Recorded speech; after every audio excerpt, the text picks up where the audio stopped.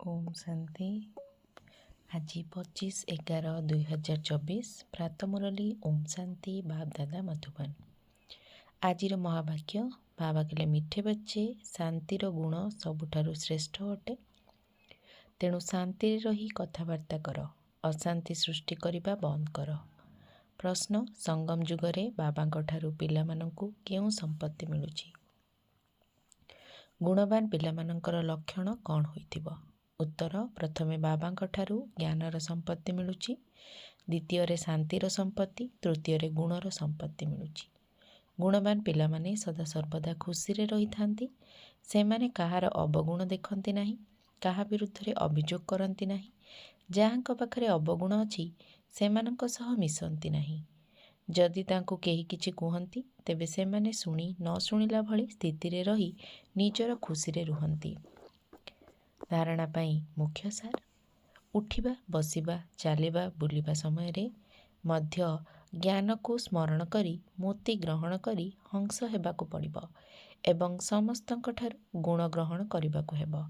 ता सहित परस्पर को गुणदान ही करिबाकु हेबो। निजर चेहरा को सदा सर्वदा हर्षित मुख रखिबा पाई निजकु निज सह वार्तालाप करिबाकु हेबो। ओहो, मु तो कुबेर संपत्तिर मालिक हेबाकु जाउछि एवं ज्ञान सागर बाबांक द्वारा मते ज्ञान रत्नर लटरी मिलुछि। आजिर वरदान, निजर उपाधिर स्मृति सहित समर्थी स्थिति निर्माण करुथुबा सौमानधारी भव। संगम जुगरे स्वयं पिता परमात्मा निजर पिलामानंकु बहुत श्रेष्ठ उपाधिमान देउछंती। तेणु सेही आत्मिक निशारे रुह। जेउ भली उपाधि बा सौमान स्मृति रे रहिथिबे सेही भली समर्थ स्थिति मध्य होई जाउथिबो। जेपरि उपाधि हेला स्वदर्शन चक्रधारी, तेबे एही स्मृति आसिबा क्षणी परदर्शन समाप्त होइजिबा दरकार। सेहीपरि मु महावीर अटे, एही उपाधि स्मृति रे आसिबा मात्रके स्थिति अचल अटल होई जाउथिबो। तेणु उपाधि गुड़िकर स्मृति सहित स्थिति को मध्य समर्थ करि चाल, तेबे कुहाजिबो श्रेष्ठ सौमानधारी।